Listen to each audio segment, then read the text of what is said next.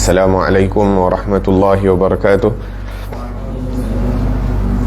Bismillahirrahmanirrahim. Nawayna ta'alluma wa ta'lim wa tadhakura wa tadhkir wa naf'a wal intifa' wal ifadah wal istifadah wal hatha ala tamassuki bi kitabillahi ta'ala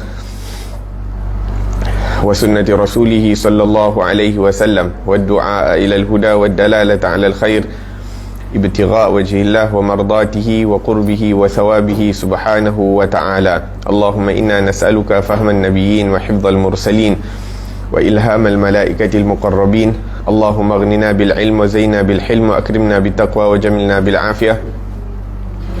Allahumma akhrijna min dhulumatil wahm wa akrimna bi nuril fahm. Subhanaka la ilma lana illa ma 'allamtana innaka antal alimul hakim. Rabbi shrah li sadri wa yassir li amri wahlul 'uqdatan min lisani yafqahu qawli wa saddid lisani wahdi qalbi bihaqqi sayidina Muhammadin sallallahu alaihi wasallam. Telah berkata al-Imam Hujjatul Islam Abu Hamid Al-Ghazali dalam kitabnya Bidayatul Hidayah, muka surat 96.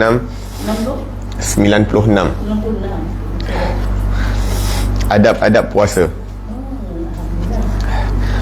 Tidak sepatutnya kalau engkau hanya puasa pada bulan Ramadan sahaja maka bermakna engkau telah meninggalkan merebut keuntungan dengan puasa sunat, dan engkau tidak mengambil peluang untuk merebut darjat yang tinggi dalam syurga Firdaus. Nanti engkau akan menyesal apabila engkau melihat pahala orang yang banyak puasa sunat, seperti halnya engkau melihat kepada bintang-bintang yang berkelip-kelip. Mereka jauh lebih tinggi daripada engkau kerana mereka berada pada darjat yang tinggi sekali. Di sepanjang tahun ada hari-hari yang mempunyai kelebihan yang telah disebutkan dalam hadis-hadis Rasulullah sallallahu alaihi wasallam, dan mempunyai ganjaran yang sangat besar bagi orang yang berpuasa pada hari-hari tersebut. Hari-hari itu ialah hari Arafah, iaitu 9 Dzulhijjah, sunat puasa bagi orang yang tidak mengerjakan haji. Hari Ashura 10 Muharram, dan juga sunat puasa pada hari Tasu'a 9 Muharram. Ketiga, 10 hari yang pertama pada bulan Dzulhijjah. Keempat, 10 hari yang pertama pada bulan Muharram. Kelima, bulan Rajab. Keenam, bulan Sya'ban. Ketujuh, bulan-bulan haram, iaitu ada 4. 3 bulan berturut-turut, iaitu Dzulqa'dah, Dzulhijjah dan Muharram, dan 1 bulan yang tunggal, iaitu bulan Rajab. Alhamdulillah, wassalatu wassalamu ala Sayyidina Rasulillah wa ala alihi wa ashabihi wa man walah, amma ba'd. Al-Imam Ghazali rahimahullahu ta'ala setelah membahaskan perkara-perkara yang terkait dengan as-salah. Pada pengajian yang lalu kita telah bahaskan adab-adab salat, adab-adab salat berjemaah, adab hari Jumaat dan sebagainya. Maka selepas salat dibahaskan tentang puasa, dan alhamdulillah tak lama lagi kita akan masuk bulan Ramadan. Moga-moga Allah Subhanahu wa taala panjangkan umur kita dalam keafiatan dan ketaatan sehingga kita dapat masuk pada bulan Ramadan. Subhanallah, semalam atau 2 hari lepas banyak khabar berita orang-orang yang meninggal dunia. Banyak orang meninggal dunia, yang mana menunjukkan kepada kita, yakni subhanallah, kalau Allah pilih untuk kita masuk beribadah pada bulan Ramadan, insya-Allah kita akan dipanjangkan umur. Tapi juga ada mereka-mereka yang mereka menyangka mereka akan masuk bulan Ramadan, akan tetapi tidak ditulis oleh Allah Subhanahu wa taala untuk mereka masuk bulan Ramadan. Di sini Al-Imam mengatakan bahawa puasa ini merupakan tali kendali orang yang bertakwa, ataupun ianya merupakan exercise orang-orang yang dekat dengan Allah Subhanahu wa taala. Cara mereka menguatkan semangat mereka dalam beribadah kepada Allah Subhanahu wa taala adalah melalui puasa. Dan Imam mengatakan tak sepatutnya seseorang itu hanya berpuasa bulan Ramadan sahaja dan meninggalkan daripada puasa-puasa sunat yang lain. Puasa Ramadan wajib, puasa bulan-bulan lain ataupun puasa-puasa yang lain itu sunat. Tapi tak sepatutnya kita meninggalkan daripada puasa sunat, yang mana melalui puasa-puasa sunat ni kita akan dapat darjat yang tinggi di dalam syurga Allah Subhanahu wa ta'ala. Berkata Ka'ab radhiyallahu anhu, laisa fil jinani jannatun a'la min jannatil firdaus. Dalam syurga tak ada syurga yang lebih tinggi daripada jannatul firdaus. Yang mana duduk di dalam jannatul firdaus tu orang yang mengajak manusia kepada kebaikan dan yang menghalang ataupun mengingatkan orang lain supaya meninggalkan perkara-perkara yang mungkar. Naam, jadi kalau dekat akhirat nanti kita tengok darjat tinggi yang Allah Subhanahu wa taala berikan kepada orang yang banyak berpuasa di dunia, maka kita akan rasa rugi. Bahkan dalam Al-Quran Allah Subhanahu wa taala sebutkan, kulu washrabu hani'an bima aslaftum fil ayyamil khaliyah. Makan dan minumlah kamu hari ini pada hari kiamat. Sebahagian ulama mengatakan di padang mahsyar orang semua berada dalam kepanasan, kelaparan, ketakutan. Akan tetapi mereka-mereka yang banyak berpuasa di dunia melaparkan dan menghauskan diri kerana Allah Subhanahu wa taala, maka pada hari tersebut mereka akan diberikan seakan-akan macam ada banquet, ada jamuan makan di bawah arasy Allah Subhanahu wa taala. Orang semua sibuk ketakutan, dia dapat makan di bawah naungan arasy Allah Subhanahu wa taala. Naam, disebutkan dalam riwayat, inna fil jannati baban yuqalu lahu ar-rayyan. Sesungguhnya di dalam syurga ada pintu yang dipanggil ar-rayyan. Masuk melalui pintu ini orang-orang yang berpuasa.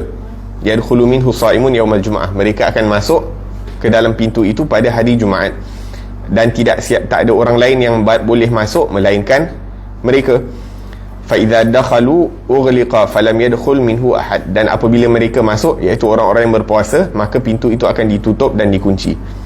Kemudian disebutkan bahawa di dalam syurga ada pintu yang dinama ad-duha, yang mana pada hari Jumaat akan dipanggil ataupun pengumuman akan dibuat mereka-mereka yang selalu istiqamah melakukan solat duha akan masuk daripada pintu ad-duha. Dan apabila mereka masuk, na'am hadza babukum fadkhulu, ini pintu kamu, kata orang yang buat pengumuman tersebut, maka masuklah. Dan di dalam syurga juga terdapat pintu yang bernama al-farah. Farah ni bermakna gembira. Farah, al-farah, faraha, bermakna gembira. La yadkhulu minhu illa mufarrihus sibyan. Tak masuk dalam pintu itu kecuali orang-orang yang menggembirakan anak-anak kecil. Subhanallah, kalau kita tengok hatta yang kami tengok dekat Hadramaut dan sebagainya, orang-orang saleh, mereka sentiasa ada, seakan-akan ada sweets dia simpan dalam poket mereka. Bila ada anak kecil dia akan bagi sweets tu ke anak-anak, gula-gula. Hatta kaum ibu pun dikatakan bahawa dia akan simpan sweets dalam dia orang punya handbag. Jadi bila ada anak kecil dia akan bagi untuk nak gembirakan. Sebab apa? Sebab yang nak masuk syurga dalam yang daripada babul farah ni hanya orang-orang yang menggembirakan hati anak-anak. La ilaha illallah. Naam, jadi kesimpulannya, dalam syurga ni ada macam-macam pintu yang mana setiap orang akan masuk melalui pintu yang mana dia banyak ibadah melaluinya. Tapi ada juga orang-orang yang dipanggil, orang-orang yang banyak melakukan ketaatan, jadi dia akan dipanggil daripada setiap pintu. Dia akan dipanggil daripada setiap pintu, tapi sebagai satu kemuliaan lah bagi dia. Tapi still dia akan masuk melalui pintu yang mana ibadah dia banyak lakukan. Nah, sebagai contoh, orang yang banyak puasa akan masuk melalui pintu puasa. Orang yang banyak sembahyang akan masuk melalui pintu sembahyang. Wah, kata Ustaz, yang puasa tu kan, mana cuma puasa sunat ke puasa Ramadan je ke, atau puasa yang puasa sunat? Yang dia cakap ni pasal perbanyakkan puasa sunat.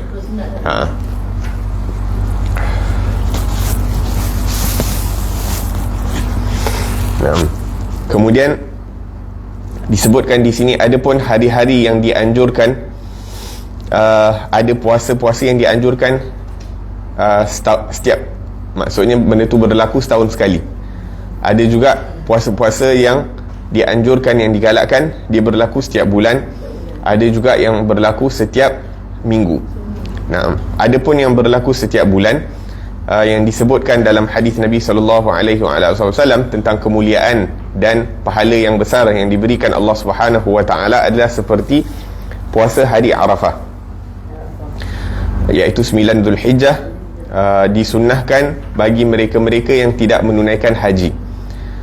Adapun orang-orang yang menunaikan haji tidak digalakkan untuk mereka berpuasa.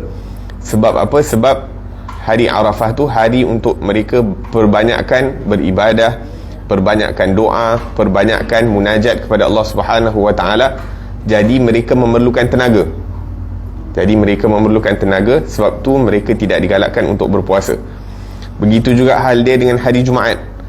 Hari Jumaat hari kita beribadah, perbanyakkan ibadah kepada Allah Subhanahu wa taala. Jadi tidak digalakkan untuk kita berpuasa hari Jumaat, sebab hari Jumaat tu untuk perbanyakkan ibadah kita kepada Allah Subhanahu wa taala. Naam. Kalau hari putih dan kena gabungkan sama ada, biasanya kalau hari putih katalah 13, 14, 15, Rabu, Khamis, Jumaat, ataupun Khamis, Jumaat, Sabtu, jadi tak ada masalah lah, sebab digabungkan. Cuma naam.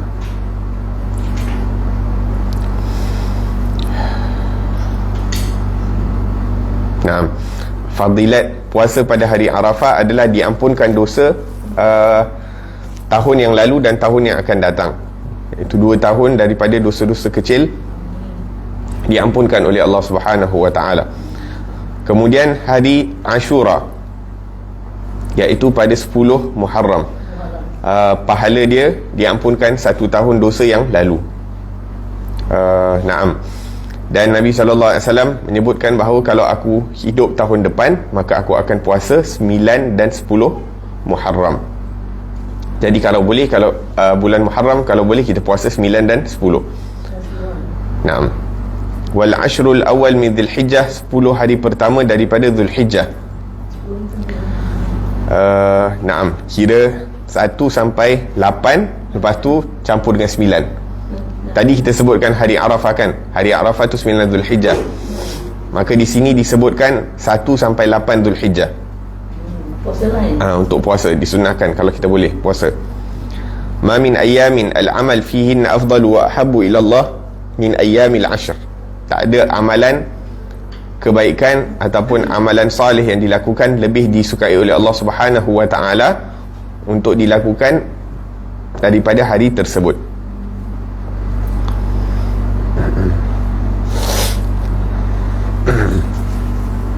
Puasa 1 hari dapat pahala 1 tahun. Berdiri qiyamul lail daripada malam-malamnya seperti berdiri di malam Lailatul Qadar. Kemudian 10 hari pertama daripada bulan Muharram. Tadi kita sebutkan hari Ashura. Ashura pun Muharram, tapi kalau kita boleh puasa daripada hari pertama pun afdal. Hari Ashura, naam. Afdalus siyam ba'da Ramadan syahrullah al-Muharram. Sebaik-baik puasa selepas Ramadan adalah bulannya Allah, iaitu Muharram. Dan sebaik-baik solat selepas solat fardu adalah solat malam. Naam. Dan kemudian diikuti dengan puasa bulan Rejab dan puasa bulan Sya'ban. Kalau kita tengok rasanya orang-orang dahulu terkadang diorang puasa 3 bulan, sepanjang bulan Rejab, sepanjang bulan Sya'ban, dan diikuti dengan bulan Ramadan. Ustaz sikit, ada saya cakap bulan Sya'ban kita hanya boleh puasa sunat 1 hari bulan hingga 15 bulan je kan. 19 kita tak perlu sunat kan. Maksudnya kalau kita tak gabungkan dengan hari-hari sebelum, contohnya kalau kita katalah puasa 13, 14, 15 kan, Ayyamul Bid, kemudian kalau kita nak puasa 16 tu boleh puasa sunat. Maksudnya kita boleh puasa selagi mana kita tak berhenti. Contohnya macam mana? 13, 14, 15, lepas tu kita nak sambung tu 16, 17, 18. Tapi hari 18 tu katalah kita berhenti, lepas tu dah tak boleh dah puasa. Sebab maksudnya dia makruh untuk puasa selepas 15 tu secara sendirian. Tapi kalau benda tu bercantum dengan hari sebelum, tak jadi masalah. Boleh teruskan. Mana kita boleh puasa, tak boleh lah. Contohnya macam saya sebutkan tadi, orang puasa 3 bulan darat kan, Rejab, Sya'ban, Ramadan. Jadi kenapa dia boleh puasa bulan Sya'ban selepas 15? Sebab dia puasa daripada awal bulan Sya'ban tu, jadi berterusan sampai akhir Sya'ban. Dia tak berhenti lah. Dia tak berhenti. Sah. Kalau kita berhenti, kita boleh puasa qada je lah. Kalau kita Berhenti. Aha. Kita puasa lepas Jumaat Sebab saya lihat lah contoh dan sebenarnya saya puasa balik untuk puasa qada je. qada Ramadan. Kalau qada Ramadan tu dah tak, memang Kalau benar kita tak tahu bila kita puasa yang kita tak ganti dulunya. Kalau kita tak pasti, rasanya tak boleh. Tak boleh. Maksudnya setelah 15 Syaban tu kita kalau kita tahu nak puasa qada boleh lah. Tapi kalau just nak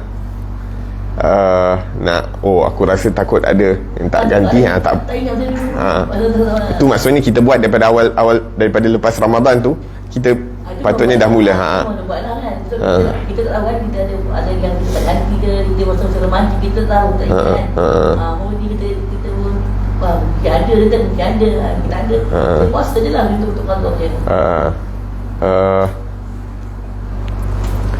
Allahu'alam. So orang tu boleh tak tahu, tapi pun confuse juga kan tu tadi. Tamam.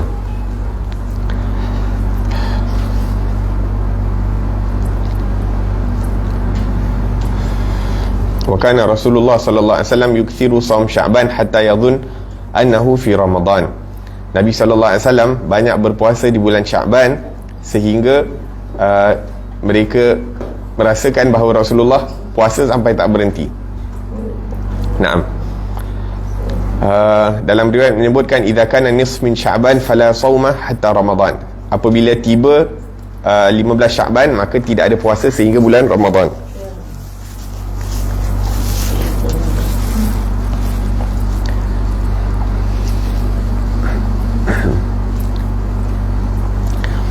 Dan puasa pada bulan-bulan haram, bulan-bulan yang dimuliakan oleh Allah Subhanahu wa taala juga adalah merupakan suatu perkara yang dianjurkan, iaitu bulan Zulqa'dah, Zulhijjah dan Muharram. Zulqa'dah, Zulhijjah, Muharram dan juga Rajab. 3 bulan berturut-turut dan 1 bulan yang berasingan.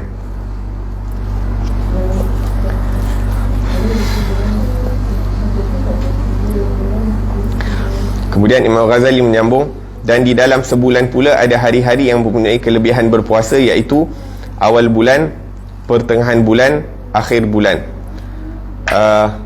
Hari-hari putih, iaitu hari 13, 14 dan 15. Di dalam seminggu pula ada hari-hari yang mempunyai kelebihan berpuasa, iaitu hari Isnin, Khamis dan Jumaat. Maka puasa pada hari Isnin, Khamis dan Jumaat adalah mengkifarahkan atau menghapuskan dosa seminggu. Dan puasa pada permulaan bulan, pertengahan bulan, akhir bulan dan hari-hari putih adalah menghapuskan dosa sebulan. Dan dosa setahun pula dihapuskan dengan puasa pada hari-hari yang telah kita sebutkan dalam putaran tahunan. Dan janganlah engkau menganggap bahawa puasa itu hanya meninggalkan makan, minum dan jimat sahaja, tetapi puasa adalah lebih luas daripada itu. Dalam hal ini Rasulullah sallallahu alaihi wasallam pernah bersabda, kam min sa'imin laisa lahu min siyamihi illa al-ju' wal 'atash. Berapa banyak orang yang berpuasa yang ia tidak memperolehi daripada puasanya itu selain daripada lapar dan dahaga. Maka kesempurnaan puasa itu bahawa engkau menjaga seluruh anggotamu daripada membuat sesuatu yang dibenci oleh Allah Subhanahu wa taala. Maka engkau mesti menjaga mata daripada melihat perkara-perkara yang diharamkan, dan mesti menjaga lidah daripada berkata-kata dengan perkara yang tidak berfaedah, dan menjaga telinga daripada mendengar perkara-perkara yang diharamkan, kerana orang yang mendengar, orang yang mengumpat adalah sama dosanya dengan orang yang mengumpat itu, dan orang yang mendengar dikira sama hukumnya dengan orang yang mengumpat kalau dia tidak mengingkari umpatannya itu. Begitu pula hendaklah engkau menjaga seluruh anggotamu daripada anggotamu seperti engkau menjaga perut dan kemaluanmu. Dalam hal ini Rasulullah sallallahu alaihi wasallam bersabda, khamsun yuftirna as-siyam, al-kadhib wal ghibatu wan namimatu wan nadhar bisyahwah wal yaminul kadhib. 5 perkara yang membatalkan pahala puasa, iaitu berbohong, mengumpat, membuat fitnah, melihat perempuan yang bukan mahram dengan syahwat, dan sumpah palsu. Naam, dan Rasulullah sallallahu alaihi wasallam bersabda, artinya hanya sahaja puasa itu perisai, Maka apabila seseorang kamu puasa, maka jangan ia berkata-kata yang tidak baik, yakni seperti berkata-kata perkara-perkara yang keji, dan jangan ia membuat maksiat, dan jangan bertindak seperti orang yang jahil. Oleh kerana itu, apabila ada orang lain cuba memusuhinya atau memakinya, maka hendaklah ia berkata di dalam hatinya kalau ia berpuasa sunat, di hati dan di mulut kalau dia berpuasa wajib, bahawa aku ini berpuasa.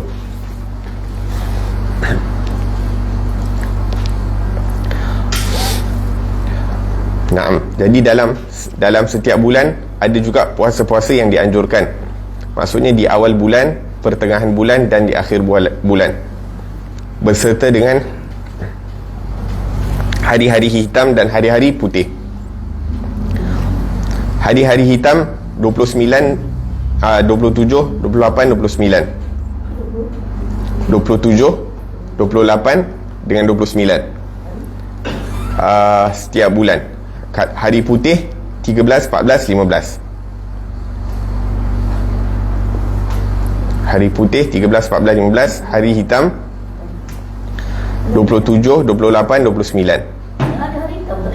Naam, ada hari hitam, tapi tak macam tak famous lah.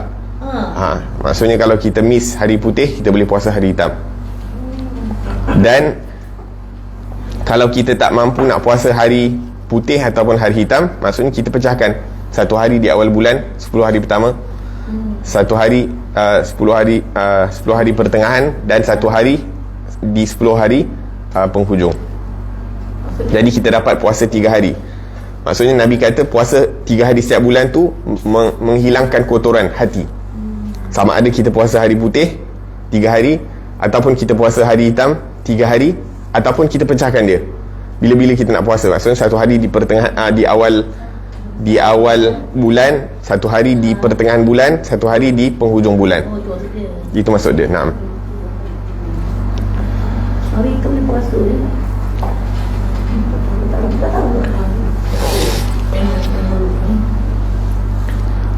Naam. Adapun hari yang kita dilarang untuk puasa, ayam tasyrik.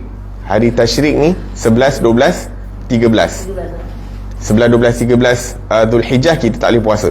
Kan lepas raya, lepas raya haji tu hari tasyrik 3 hari, tu tak boleh puasa. Jadi hari ke-13 tak boleh puasa. Jadi kita gantilah. Maksudnya kita mula 14, 15 dengan 16.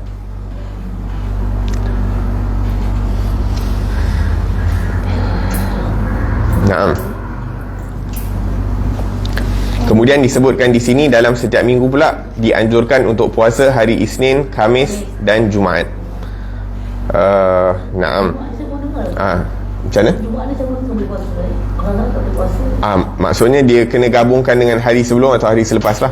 Oh, kita Khamis puasa gabung tu. Maksudnya kalau kita puasa hari Khamis, boleh puasa hari Jumaat. Ataupun kalau kita nak puasa hari Jumaat, kena gabungkan dengan hari Khamis ataupun dengan hari Sabtu. Kita gabungkan hari sebelum ataupun hari selepas. Kita gabunglah 2 hari lah ni. Adapun nak puasa hari Jumaat sahaja secara khusus, tak boleh. Tak boleh lah. Tak boleh.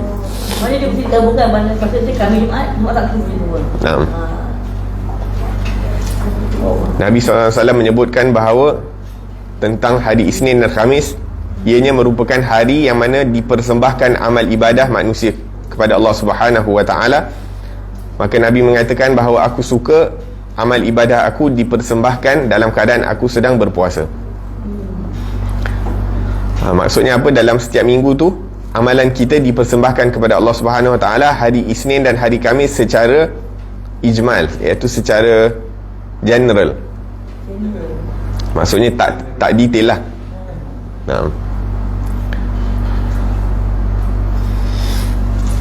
Naam. Wa faidatul ard. Apa faedah dipersembahkan amalan kita sedangkan Allah Subhanahu wa taala Maha mengetahui tentang apa yang dilakukan? Yakni setiap apa yang kita lakukan, setiap apa yang kita niatkan, semuanya Allah tahu.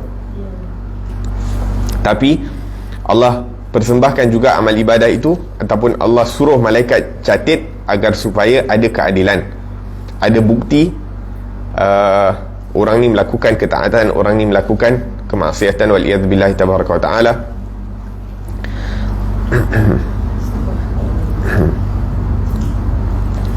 Wa tu'radul a'mal 'ala al-abna' wal aba' wal ummahat yaumal jum'ah. Disebutkan di sini bahawa amalan-amalan kita terkadang dipersembahkan kepada orang-orang yang telah meninggal dunia pada hari Jumaat. Wa 'ala Nabi sallallahu alaihi wasallam sa'iral ayyam, dan kepada Rasulullah setiap hari. Sebab tu Nabi sallallahu alaihi wasallam menyebutkan tu'radu, amalan kamu dipersembahkan kepada aku. Kalau baik, aku bersyukur kepada Allah. Kalau sebaliknya, aku beristighfar kepada Allah buat kamu. Naam. Dan kemudian tu'radu 'ala Allah a'malul alam ijmalan lailatan nisf min Sya'ban wa lailatul qadar. Dipersembahkan amalan setiap makhluk Allah Subhanahu wa taala secara umum pada malam lailatul nisf min Sya'ban. Wa amma 'arduha tafsilan fa bi raf'il malaikah laha bil lail marrah wa bin nahar marrah. Adapun dipersembahkan amalan kita secara detail, maka ini setiap pagi dan setiap petang. Kemudian disebutkan di sini makruh untuk puasa pada hari Jumaat sahaja tanpa ada sebab. Dan larangan itu adalah apabila berpuasa satu hari. Li'annahu yaum ibadah wa tabkir wa dhikr wa ghusl wa ijtima' fa yasannu fitruh.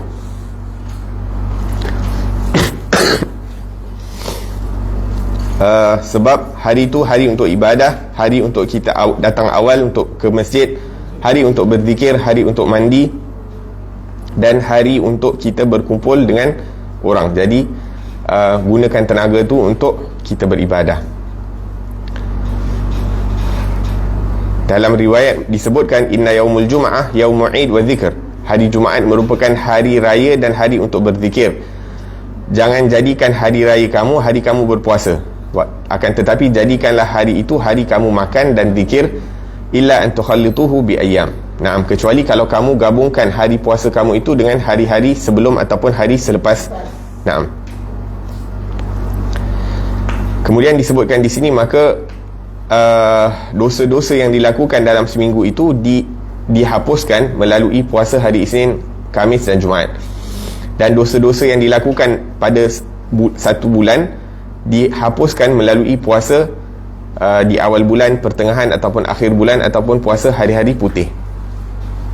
Dan puasa dosa-dosa yang dilakukan pada sepanjang tahun dihapuskan melalui dosa-dosa yang kita sebutkan tadi, dosa hari Arafah, dosa hari Tasu'a dan sebagainya. Maknanya setiap bulan tu kan sudah ada namanya kita apa yang kita buat bulan tu dia akan diampunkan kan? Nah, melalui puasa tu akan diampunkan dosa kita. Sebulan dia lah kita punya dosa dah bulan dekat bulan. Maksudnya dosa mingguan dihapuskan melalui puasa mingguan. Dosa bulanan diampunkan melalui puasa yang dilakukan bulanan, dan dosa tahunan diampunkan melalui dosa puasa tahunan. Kemudian disebutkan di sini Imam Ghazali tak sebutkan tentang puasa 6 hari di bulan Syawal. Imam Ghazali tak sebutkan, tapi itu pun ada hadis dia yang mana Nabi sallallahu alaihi wasallam bersabda, man sama Ramadan thumma atba'ahu sittan min Syawal kana kasiyamid dahr. Barang siapa yang berpuasa di bulan Ramadan kemudian diikuti dengan 6 hari di bulan Syawal, seakan-akan dia berpuasa sepanjang tahun. Kemudian sepanjang tahun tu maksudnya apa? Seperti dia puasa fardu sepanjang tahun. Setiap hari dia puasa fardu. Adapun kalau dia puasa satu bulan selain daripada bulan Ramadan, contohnya dia puasa bulan Rejab satu bulan, kemudian diikuti dengan puasa sebulan tu, dia ikuti dengan 6 hari. Contohnya dia puasa sebulan bulan Rejab, kemudian diikuti dengan 6 hari bulan Sya'ban. maka seakan-akan dia puasa sepanjang tahun sunat. Maksudnya kalau puasa bulan Ramadan diikuti dengan 6 hari bulan Syawal, pahala dia macam dia puasa sepanjang tahun fardu. Puasa sepanjang tahun fardu. Tapi kalau dia puasa mana-mana bulan selain bulan Ramadan, kemudian diikuti dengan 6 hari, seperti dia puasa sepanjang tahun tapi puasa sunat. Yang tadi tu puasa sepanjang tahun puasa fardu, yang ni puasa sepanjang tahun puasa sunat. Kalau sebenarnya selepas Tadi kan kita cakap dalam hadis Nabi sebutkan barang siapa yang puasa bulan Ramadan sebulan, kemudian diikuti dengan 6 hari Syawal, jadi seakan-akan dia puasa sepanjang tahun.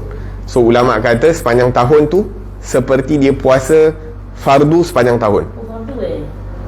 Maksudnya dapat pahala puasa fardu sepanjang tahun. Kalau sebelum tu, kalau dia puasa selain daripada bulan Ramadan sebulan, maksudnya bulan Islam lah, sama ada dia puasa bulan Rejab ke, Zulqa'dah ke, Muharram ke, Zulhijjah ke, sebulan, lepas tu diikuti dengan 6 hari daripada bulan seterusnya, maka seperti dia berpuasa setahun puasa sunat.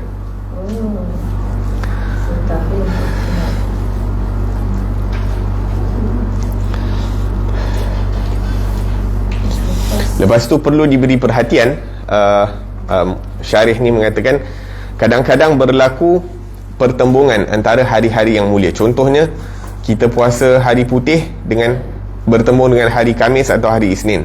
Jadi kita kena niat dua-dua. Kita niat puasa putih dan puasa hari Isnin, sebab dua-duanya puasa berbeza. Tapi kalau kita niat satu je, kita tak dapat pahala dua.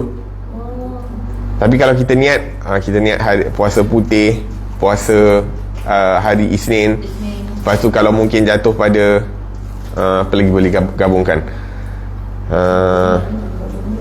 10 hari pertama daripada Muharram atau 10 hari pertama daripada Zulhijjah, kita niat tiga-tiga. Contohnya hari putih, hari Isnin, lepas tu bertepatan dengan 10 hari pertama daripada bulan Muharram, ataupun 10 hari pertama daripada Zulhijjah, yang mana dianjurkan untuk kita puasa 10 hari pertama tu. Jadi kalau tiga-tiga bertemu, kita niat tiga-tiga, baru kita dapat pahala tiga-tiga. Tapi kalau kita niat pahala satu je, kita niat satu je, hari putih, kita dapat pahala satu. Sebab Nabi kata innamal a'malu binniyat. Sebab tu niat ni satu perkara yang penting. Orang-orang saleh dia ajarkan niat kepada anak-anak mereka seperti mana mereka ajarkan Fatihah kepada anak-anak mereka. Contohnya bila nak makan, niat apa nak makan?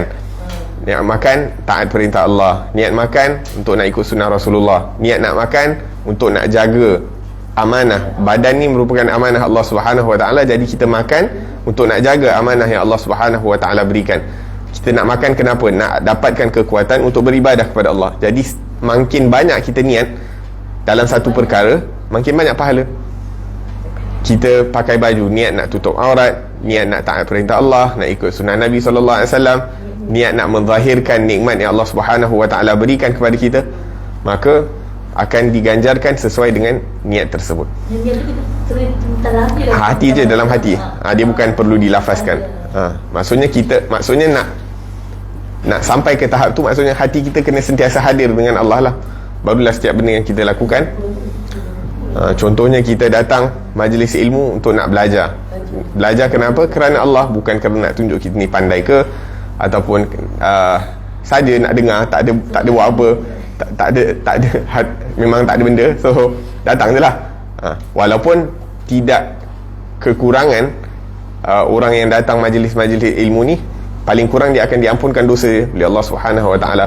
Tapi kalau kita hadirkan niat bila nak majlis ilmu tu, sebagai contoh, kita bersiap-siap tu pun untuk nak mengagungkan ilmu, sebagai contoh. Maksudnya kita bersiap mandi dan sebagainya, bersihkan badan kita tu untuk nak mengagungkan ilmu yang kita nak belajar. Maka kita akan ataupun kita niat nak belajar ilmu adalah kerana untuk nak meninggikan kalimat Allah Subhanahu Wa Taala, ataupun nak menghidupkan agama Islam dalam diri kita, dalam diri ahli keluarga kita, dalam diri orang-orang yang berada di sekeliling kita. Maka orang yang seperti itu, maka dia dapat pahala syahid kalau dia meninggal dunia. Salah satu asbab untuk nak dapat pahala mati syahid adalah untuk kita niat bila menuntut ilmu agama itu kerana Allah Subhanahu wa ta'ala dan untuk menghidupkan agama Islam. Naam. Ubadin. Naam.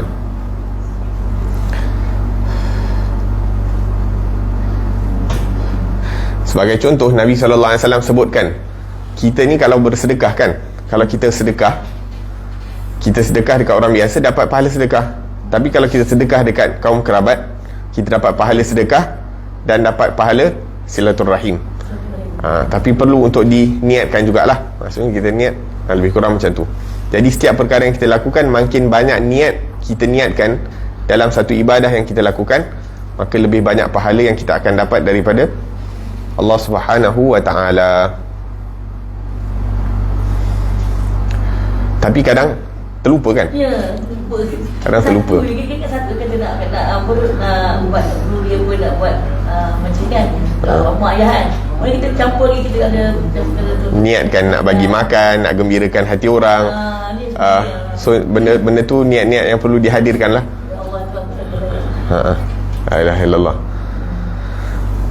Naam. Kemudian disebutkan di sini wala tadhun idza sumta anna shaum huwa, dan jangan kamu menyangka bahawa puasa itu hanya meninggalkan makan, minum dan sebagainya. Kerana Nabi SAW bersabda, kam min sa'imin, berapa ramai orang yang berpuasa tidak mendapat daripada puasanya kecuali lapar dan dahaga. Dan ini boleh dikiaskan dengan setiap amal ibadah, bukan hanya puasa. Maksudnya apa? Setiap amal ibadah yang kita lakukan itu, kalau tak dijaga adab-adabnya, maka kita hanya dapat zahir lah. Kita punya semayang ke, kita punya sedekah ke, kita punya zakat ke, kita punya umrah ke, kita punya haji ke, kita punya birrul walidain, buat kebaikan kepada ibu bapa ke, walaupun secara zahirnya nampak macam kita buat baik, kita buat amal ibadah, tapi kalau dalam hati tu niat tak betul ataupun niat selain daripada Allah Subhanahu wa ta'ala, maka kita dapat dia punya rupa ibadat tu je lah, rupa baca Quran, rupa pergi sembahyang masjid, tapi dalam hati masih belum dapat mencegah, ataupun solat tu tak dapat mencegah daripada fahsya' dan munkar. Inna salata tanha 'anil fahsya'i wal munkar. Itu faedah daripada solat.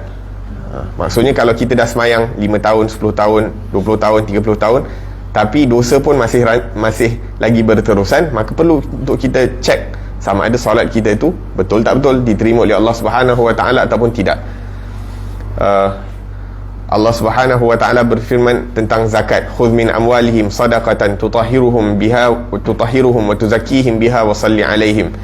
Ambillah Rasulullah Muhammad daripada harta mereka itu sebagai sedekah. Untuk apa? Tujuan dia tutahhiruhum, untuk bersihkan hati mereka daripada sifat tutahhiruhum, untuk bersihkan harta tersebut, wa tuzakkihim biha, dan juga untuk membersihkan diri mereka daripada sifat bakhil dan sebagainya. Naam, tutahhiruhum biha wa tuzakkihim biha wa salli alaihim, dan doalah kepada mereka. Maka kalau kita dah duk keluarkan sedekah, kita keluarkan zakat dan sebagainya, tapi kita masih lagi rasa macam ada sifat-sifat sayang kepada dunia ataupun kita bakhil dan sebagainya, maka seakan-akan kesan daripada zakat itu tak capai, tak sampai kepada matlamat yang dikehendaki. La ilaha illallah. Naam. Jadi perlu untuk kita perhatikan. Maksudnya amal ibadah ni bukan hanya luaran sahaja. Sebab tu kadang-kadang bila syaitan ni dia dah berjaya untuk nak sesatkan orang yang ahli ibadah, lepas tu dibiarkan je lah. Ahli ibadah tertipu dengan ibadah dia. Sebab tu disebutkan dalam perkataan ahli hikmah, dia kata apa? Kadang-kadang dosa yang mendatangkan sifat rendah diri ataupun merasa dirinya hina di hadapan Allah dan di hadapan makhluk Allah lebih mulia daripada orang yang melakukan ibadah, tapi ibadah itu menyebabkan dia rasa diri dia lebih bagus daripada orang lain. Maksudnya kadang-kadang orang tu memang ahli maksiat, dia kata, ya Allah, aku ni teruk betul, aku langgar perintah Allah Subhanahu Wa Taala. Dia tahu dia lemah dan dia tahu, ya Allah, aku masih belum lagi kuat untuk nak tinggalkan setengah-setengah dosa dan sebagainya. Perasaan rendah diri ataupun perasaan sedih yang dia rasakan sewaktu melakukan maksiat itu lebih mulia daripada perasaan bangga yang dirasai oleh ahli ibadah dengan ibadah dia. Maksudnya dia rasa, oh aku ni semayang, Masya Allah, aku ni lagi hebat daripada orang lain, aku pergi majlis ilmu, aku bagi ceramah, aku tu, aku ni, aku pakai pakaian lebih sempurna daripada orang yang tak tutup aurat dan sebagainya, ataupun orang yang walhasil apa-apalah. Maksudnya bukanlah nak kata kita kena buat maksiat, tapi maksudnya yang dikehendaki di sini, kita buat ketaatan pada waktu yang sama kita rasa ketaatan kita tu tak ada benda. Sebab macam mana kita nak tahu ketaatan kita tu diterima oleh Allah Subhanahu Wa Taala? Tak ada siapa yang boleh jamin yang mana satu solat dia diterima. Daripada balik sampai sekarang, boleh kita nak jamin kita punya solat diterima? Tak boleh nak jamin. Boleh kita terima, boleh jamin kita punya puasa diterima? Tak ada. Cuma kita mengharapkan daripada sifat rahmat Allah Subhanahu Wa Taala, walaupun ibadah yang kita lakukan itu penuh dengan kekurangan, penuh dengan iaitu tidak hadir hati dan sebagainya, akan tetapi diharapkan Allah terima daripada perkara tersebut. Jadi bila kita rasa macam tu, kita tak adalah rasa bangga. Kita duduk dengan siapa pun, kita tak ada rasa diri kita lebih hebat. Bahkan mana-mana kita pergi, kita rasa kita orang yang paling teruk. Mana-mana kita pergi, kita rasa tak ada orang yang lebih teruk amalan dia daripada kita. Wah, kata la ilaha illallah. Kemudian diingatkan di sini antara yang disebutkan dalam hadis Nabi sallallahu alaihi wasallam, man lam yada' qaula zur wal amal bihi falaysa lillahi hajatun an yada'a ta'amahu wa syarabah. Barang siapa yang tidak meninggalkan perkataan yang keji dan melakukan kelakuan-kelakuan yang keji dan mungkar, maka Allah Subhanahu Wa Taala tidak berhajat kepada dia meninggalkan makan dan minum. Allah tak sebutkan pun, Nabi SAW tak sebutkan pun yang puasa dia. Yang ini Allah tak berhajat kepada puasa. Nabi tak cakap pun puasa, sebab tak dinamakan puasa. Nabi kata apa? Falaisa lillahi hajah. Allah tak berhajat kepada dia meninggalkan makan dan minum dia. Maksudnya dia meninggalkan makan dan minum je lah, dia tak, pada hakikatnya dia tak puasa. Sama, maksudnya begitu juga dengan sembahyang dan sebagainya. La ilaha illallah. Jadi puasa tu perlu bukan hanya meninggalkan makan dan minum, tapi juga perlu meninggalkan dosa yang dilakukan oleh mata, telinga, lidah, tangan, kaki, perut dan juga kemaluan, daripada perkara-perkara yang dilarang oleh Allah Subhanahu Wa Taala daripada dosa-dosa.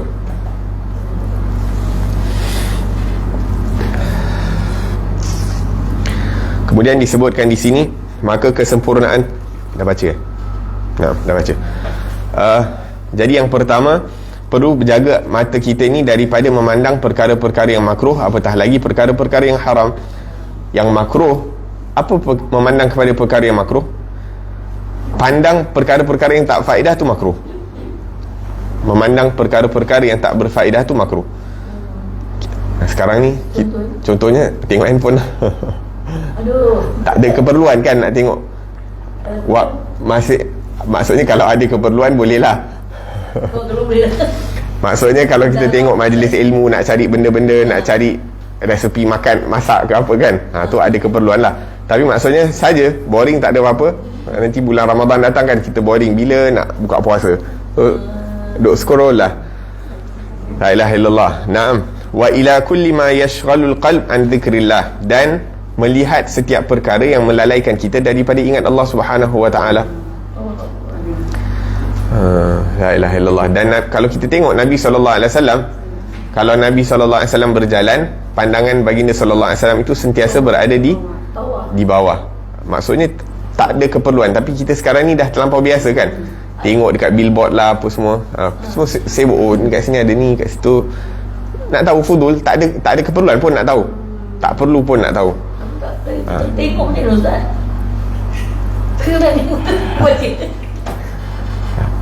Maksudnya kita sebab tak kita Satu, sebab kita tak tahu. Kita perlu jaga pandangan. Yang kedua, kita tidak dilatih untuk nak jaga pandangan. Kita sibuk. Kita suka sibuk kan, nak tahu tu, nak tahu ni, apa yang terbaru. Tak ada keperluan pun nak tahu pasal kereta ke, nak tahu pasal handphone baru ke. Kita bukan nak beli pun, Tak beli. tapi sibuk nak tahu. Sibuk nak tahu tu, nak tahu ni. Walhasil walhasil apa-apa perkara yang membuatkan kita lalai daripada ingat Allah Subhanahu Wa Taala, maka perkara itu perlu dikurangkan, kalau tak boleh ditinggalkan secara keseluruhannya. Kita latih diri kita. Tak lama lagi masuk bulan Ramadan, dan kita pun tahu bulan Ramadan kadang-kadang hatta nak tengok handphone pun malas, lagi best tidur.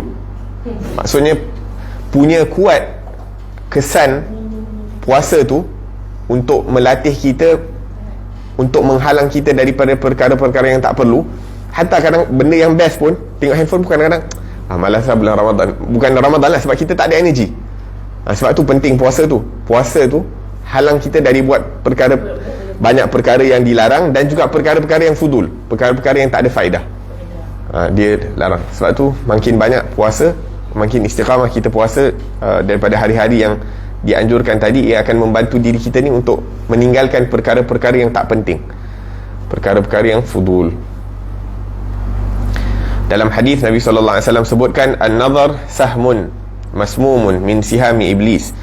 Sesungguhnya pandangan itu merupakan anak panah yang beracun daripada iblis. Barang siapa meninggalkan pandangan yang tak perlu kerana takutkan Allah Subhanahu Wa Taala, maka Allah Subhanahu Wa Taala akan gantikan ataupun akan berikan kepada dia kemanisan iman yang akan dirasakan di dalam hatinya. Maksudnya apa? Penting untuk kita nak rasakan kemanisan ibadah kepada Allah Subhanahu Wa Taala, nak rasakan kemanisan solat, nak rasakan kemanisan puasa, nak rasakan kemanisan haji, umrah, sedekah, zakat dan sebagainya, baca Al-Quran, berzikir, melakukan perkara-perkara yang baik ni. Nak rasakan kemanisan benda tu, perlu kita jaga mata. Maka mata ni merupakan satu perkara yang penting. Makin banyak kita tundukkan pandangan kerana Allah, kerana takutkan Allah, maka akan lebih banyak kemanisan yang kita la ilaha illallah. Dan belajar untuk tundukkan pandangan ni paling bagus sekali sewaktu kecil. Nabi SAW sebutkan bahawa Allah berbangga kepada anak-anak muda yang membesar dalam ketaatan kepada Allah Subhanahu Wa Taala. Allah akan katakan, seakan lebih kurang maksud dia, iaitu mereka ini seperti malaikat-malaikat aku, iaitu anak-anak kecil yang membesar. Maksudnya daripada kecil sampai umur baligh, sampai mereka dewasa, membesar dalam ketaatan kepada Allah, diajar untuk menundukkan pandangan, dilatih untuk tidak memikirkan daripada perkara-perkara yang tak penting dan sebagainya, apatah lagi perkara-perkara makruh dan haram. Maka mereka ini dianggap seperti malaikat-malaikatnya Allah Subhanahu Wa Taala. Sebab tu zaman sekarang ni penting untuk kita latih anak kita untuk tak TV, handphone dan sebagainya. Terutamanya bila umur nak dewasa kan, nak balik dan sebagainya. Pada waktu itu syaitan banyak kacau. Jadi kalau dapat jaga, ada suasana yang dapat membantu untuk dia ingat akan Allah Subhanahu Wa Taala, ataupun tidak lalai daripada perkara-perkara yang dengan perkara-perkara dunia dan sebagainya, maka itu merupakan satu perkara yang baik. La ilaha illallah. Tapi bukan satu perkara yang mudah lah. Bukan satu perkara yang mudah nak latih anak sendiri ataupun nak didik generasi yang seterusnya seperti itu. Bukan satu perkara yang mudah. Ala kulli hal. Yang kedua, menjaga lidah daripada mengucapkan perkara-perkara yang tak penting, apatah lagi perkara yang makruh dan haram. Berapa banyak kita duduk bercakap seharian perkara-perkara yang tak penting. Nah, dan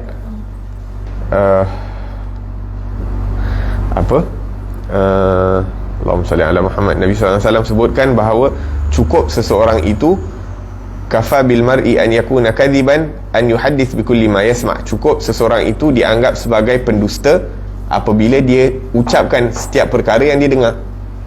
Setiap perkara dia dengar, dia nak cakap. Setiap perkara yang dia nampak, dia nak cerita. Dia tak boleh nak belajar untuk kawal lidah dia tu untuk tidak berkata-kata, suka bercakap. Jadi la ilaha illallah. Sebab tu Sayyidina Abu Bakar As-Siddiq radhiyallahu anhu, sahabat Nabi SAW, dia akan letakkan batu dalam lidah dia. Dia akan letakkan batu kecil dalam lidah dia, dalam mulut dia, supaya apa? Supaya dia, sebelum dia nak cakap tu, dia perlu keluarkan. Jadi susah kan? Maksudnya sebelum dia nak cakap tu, dia kena fikir dulu. Dan seorang yang beriman, dia punya akal mendahului daripada lidah dia. Dan waliyadzubillah, orang munafik, dia punya lidah mendahului daripada akal dia. Maksudnya apa? Orang munafik ni dia tak fikir bila nak cakap. Akan tetapi orang beriman dia fikir dulu. Allah Subhanahu wa taala menyebut wa qul lillati hiya ahsan. Katakanlah wahai Rasulullah Muhammad yang terbaik. Maksudnya bila ada benda yang terbaik baru bercakap. Man kana yu'minu billahi wal yawmil akhir falyaqul khairan aw liyasmut. Barang siapa beriman kepada Allah dan hari akhirat, hendaklah dia mengatakan perkara yang baik ataupun berdiam diri. Juga Ramadan merupakan satu waktu yang kita bila Ramadan kan malas nak bercakap, kadang penat kan, jadi kita akan kurang bercakap bulan Ramadan. Naam. Dan apa je yang penting untuk bercakap? Perkara-perkara yang mendatangkan keselamatan, mendatangkan kebahagiaan di akhirat. Maka benda-benda yang mendatangkan kegembiraan kepada kita di akhirat nanti, itu boleh cakap. Ataupun perkara-perkara yang perlu untuk kita bercakap dekat dunia. Sebagai contoh, kita nak menjalankan kehidupan kita, kita bekerja, perlu bercakap. Maksudnya bila kita pergi office dan sebagainya, perlu bercakap. Tu tak perlu cakap. Benda yang tak perlu cakap, tak perlu nak bercakap. La ilaha illallah. Kemudian yang ketiga disebutkan di sini, menjaga daripada pendengaran, menjaga telinga kita daripada mendengar perkara yang diharamkan Allah Subhanahu wa taala untuk kita katakan. Kerana orang yang mendengar, pahala dia sama dengan orang yang bercakap. Kalau kita memberi perhatian kepada perkara-perkara yang haram, maka kita pun dapat dosa. Beza contohnya kan, kadang-kadang kita pergi kedai ataupun kita pergi mall, ada orang pasang lagu dan sebagainya, kita beri perhatian, best lah lagu tu, ataupun kita suka dengar, kita pun dengar, suka, waliyadzubillah, dapat dosa. Tapi orang yang masuk mall hanya kerana nak lakukan perkara-perkara yang dia perlu untuk lakukan dekat mall, bila perlu tundukkan pandangan, dia tundukkan pandangan, perlu untuk nak pekakkan telinga daripada perkara-perkara yang tak penting, dia tak dengar, tak beri perhatian, maka tak sama keadaan orang tu. Walaupun dulu masuk kepada mall, masuk kepada shopping complex dan sebagainya, tapi yang satu ni cuba tundukkan pandangan, cuba untuk tidak dengar perkara-perkara yang dilarang oleh Allah. Tapi yang satu ni bila masuk mall, khalas, tengok kiri kanan, lepas tu tak jaga pendengaran dan sebagainya, maka waliyadzubillah, dia akan dapat dosa.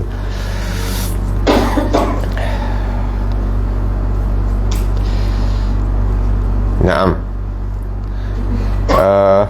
Nabi SAW bersabda, al-mughtab wal mustami' syarikan fil ithm. Orang yang mengumpat dan orang yang mendengar umpatan mendapat dosa yang sama.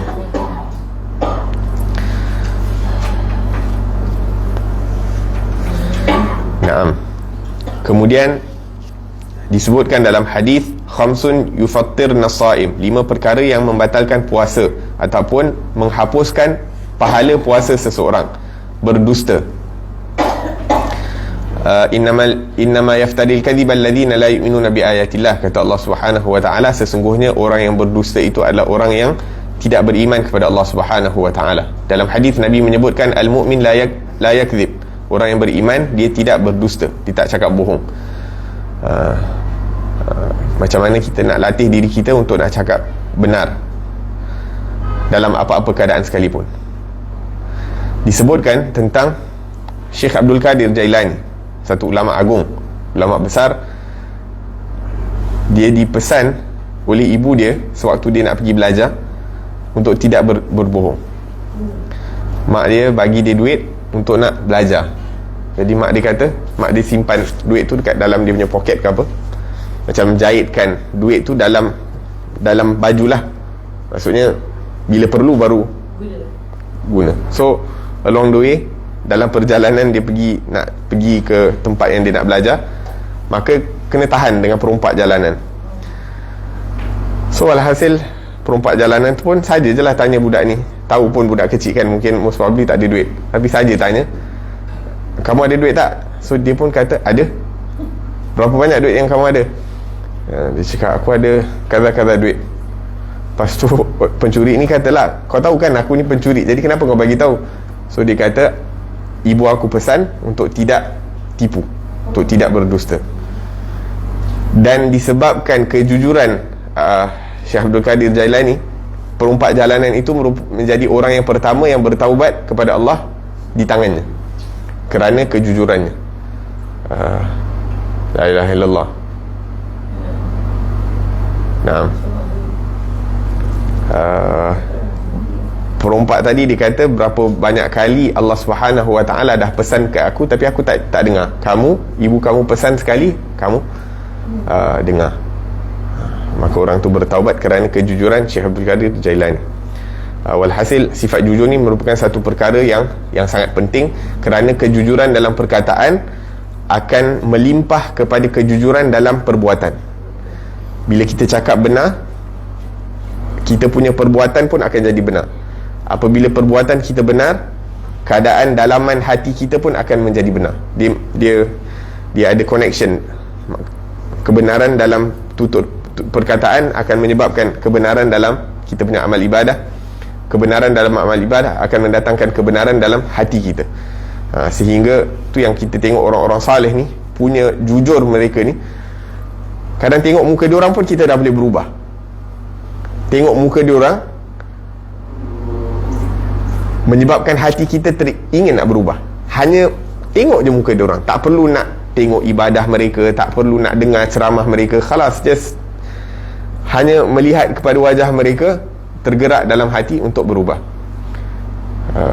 Sebab tu disebutkan dalam pepatah, laitani khussahu biru'yati wajhin zala an kulli man ra'ahu syaqa'u. Alangkah bahagianya, alangkah baiknya kalau Allah Subhanahu Wa Taala memuliakan aku untuk melihat satu wajah yang mana apabila melihat wajah tersebut, segala kecelakaan, segala keburukan akan hilang daripada diri seseorang. Wajah yang dimaksudkan itu wajah siapa? Wajahnya Rasulullah sallallahu alaihi wasallam. Sebab tu Nabi sallallahu alaihi wasallam mengatakan, wailun liman lam yarani yaumal qiyamah, celakalah orang-orang yang tidak dapat melihat wajah aku pada hari kiamat. Dan untuk melihat wajah Rasulullah pada hari kiamat, perlu kita jaga mata kita di dunia. Sebab tujuan utama mata ini diciptakan adalah untuk melihat kepada wajah Allah dan melihat kepada wajah kekasih-kekasih Allah Subhanahu Wa Taala. Kalau kita biarkan mata kita ni memandang kepada orang-orang yang tidak beriman kepada Allah, biarkan mata kita ni memandang kepada wajah-wajah orang yang tidak sujud kepada Allah, biarkan mata kita ni menyukai melihat wajah orang-orang yang tidak diridai, tidak disukai oleh Allah, macam mana nak tengok wajah orang-orang yang disukai oleh Allah Subhanahu Wa Taala? Kerana dia takkan bergabung dua perkara, kebaikan dan keburukan takkan bergabung. Kita biasakan, kita usaha untuk nak tengok wajah orang-orang saleh, maka makin lama makin meningkat. Orang saleh kemudian dapat tengok wajah orang yang lebih saleh, kemudian dapat tengok wajah orang yang lebih saleh, sampai tahap yang tertinggi dapat melihat wajah Sayyidus Salihin, iaitu Rasulullah sallallahu alaihi wasallam. Ada orang-orang saleh yang dapat melihat wajah Rasulullah dekat dunia, sama ada dalam mimpi ataupun dalam akan tetapi orang yang paling mulia adalah sahabat Nabi sallallahu alaihi wasallam. Mereka dimuliakan Allah untuk melihat wajah Rasulullah sallallahu alaihi wasallam. La ilaha illallah. Tapi melihat wajah orang-orang saleh ni dengan sangkaan yang baik, kerana mereka ni orang-orang yang Abu Jahal pun melihat wajah Rasulullah, tapi kerana dia terhijab, dia tak melihat cahayanya Rasulullah, dia tengok Rasulullah tu sebagai satu manusia biasa. Sebab tu penting untuk kita sangka baik dengan orang. Bila kita sangka baik dengan orang, barulah kita nampak kebaikan dia. Tapi kalau kita sangka buruk dengan orang, ni dengan orang biasa pun kita sangka buruk, lepas tu lama kelamaan dengan ustaz-ustaz ataupun dengan orang salih pun kita sangka buruk. Waliyazubillah tabaraka. Macam mana kita nak dapat keberkatan? Macam mana kita nak dapat keberkatan? La ilaha illallah. Naam. Jadi itu tentang al-kadhib. Perkara yang pertama yang Nabi kata, 5 perkara yang akan menghapuskan pahala puasa adalah berdusta. Kemudian mengumpat. Hadza wadih. Mengumpat apa? Zikraka akhaka bima yakrah. Menyebut sesuatu perkara tentang saudara kamu yang dia tak suka dengar. An-namimah, mengadu domba. Kita bawa cerita dekat A, satu cerita kat B, supaya apa? Dua mereka bergaduh dan sebagainya. Wal yaminil kadhibah. Yaminil kadhibah, kita buat penyaksian yang salah. Kita bersaksi dengan saksian yang tidak benar. Kemudian melihat perkara yang dilarang oleh Allah Subhanahu wa taala dengan syahwah. Naam. Dan kemudian itu 5 perkara yang disebutkan. Nabi SAW menyebutkan bahawa puasa itu adalah perisai selagi mana ianya tidak dikoyakkan. Maksudnya selagi mana kita jaga perisai puasa tu, selagi itu puasa akan pelihara kita. Tapi kalau kita koyakkan perisai tersebut dengan melakukan perkara-perkara yang dilarang, maka kita tidak akan dipelihara oleh Allah Subhanahu wa taala melalui puasa tersebut. Jadi kita perlu berusaha puasa kita agar supaya puasa kita itu diterima oleh Allah Subhanahu wa taala. Allah taala alam. Kita berhenti kat sini dulu. InsyaAllah kita akan sambung pada pengajian yang akan datang. Moga-moga Allah Subhanahu wa taala jadikan puasa kita pada Ramadan tahun ini puasa yang sempurna, puasa yang diterima oleh Allah Subhanahu wa taala. Salat tarawih kita pada tahun ini, salat tarawih yang diterima, yang mendapat keridaan daripada Allah Subhanahu wa taala. Juga bacaan kita kepada Al-Quran merupakan bacaan Al-Quran yang diterima oleh Allah Subhanahu wa taala, dan mendapat cahaya Al-Quran, mendapat rahsia daripada Al-Quran, dapat mengamalkan daripada isi kandungan Al-Quran. Ala hadhihi kullina salihah jama'a khairatid dunya wal akhirah. Al-Fatihah. Bismillahirrahmanirrahim. Alhamdulillahirabbil alamin. Ya na'budu wa iyyaka nasta'in. Ihdinas siratal mustaqim, siratal ladzina an'amta 'alaihim ghairil maghdubi 'alaihim waladdallin. Rabbana anfa'na bima 'allamtana rabbi 'allimna alladhi yanfa'una rabbi faqihna wa faqih ahlana wa qarabatin lana fi dinina ma ahli al-qudri untha wa dhakar rabbi wafiqna wa fiqhum lima tartadi qawlan wa fi'lan karama. وارزق الكل حلالا دائما واخل اتقياء علماء نحظى بالخير ونكفى كل شر ربنا واصلح لنا كل الشؤون واقر بالرضا منك العيون واقض عنا ربنا كل الديون قبل ان تاتينا رسل المنون واغفر واستر انت اكرم من ستر وصلاه الله تغشى المصطفى من الى الحق دعانا والوفاء بكتاب فيه للناس شفاء وعلى الآل الكرام شرفاء وعلى صحب المصابيح الغرار اللهم اهدنا بهداك واجعلنا ممن يسارع في رضاك ولا تولنا وليا سواك ولا تجعلنا ممن خالف امرك وعصاك وحسبنا الله ونعم الوكيل ولا حول ولا قوة إلا بالله العلي العظيم. صلى الله على سيدنا محمد وعلى آله وصحبه وسلم. الحمد لله رب العالمين والعفو منكم والسلام عليكم ورحمة الله وبركاته.